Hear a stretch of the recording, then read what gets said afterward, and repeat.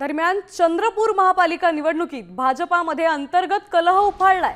सुधीर मुनगंटीवार यांच्या 2 समर्थकांना उमेदवारी दिल्याने आमदार किशोर जोरगेवार नाराज आहेत, तर अजय सरकारवर गंभीर गुन्हे असल्याचा त्यांचा दावा आहे।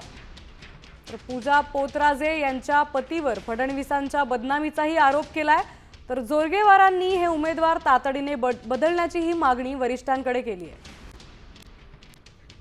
अजय विमल सरकार यांनी माननीय मुख्यमंत्र्यांची जेव्हा सभा चंद्रपूरमध्ये होती, ही सभा उधळून लावण्यासाठी सुद्धा त्यावेळेस प्रयत्न केले होते। त्याची व्हिडिओ फुटेज आहे आणि म्हणून याबद्दलची एक तीव्र अशी भावना, संतापाची भावना, जे माननीय मुख्यमंत्री देवेंद्रजी फडणवीस जे कष्ट करून या राज्यामध्ये ज्यांनी सत्ता आणलेली आहे, त्यांचं विजन आहे पुढे नेणार आहे, अशा मुख्यमंत्र्यांना विरोध करणाऱ्या लोकांना या ठिकाणी उमेदवारी देऊ नये अशी ही भावना या ठिकाणी कार्यकर्त्यांची आहे। तर चंद्रपुरात उमेदवारी अर्ज भरण्याच्या शेवटच्या दिवशी म्हणजे आज भाजपमध्ये मोठा गोंधळ उडाला। हॉटेलमध्ये उमेदवार निवडीसाठी बैठक सुरू असतानाच इच्छुकांची गर्दी जमली। एका उमेदवाराने आपला पत्ता कट झाल्याच्या रागातून महिला उमेदवाराला खडेबोल सुनावलेत।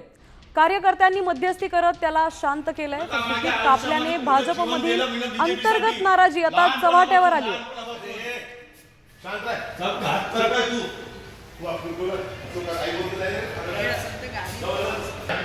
एवढा वर्ष गेलं पण मला म्हणू शकत नाही माझा सगळा भाग आजपर्यंत मला नाही, तिकीट नाही मिळाली।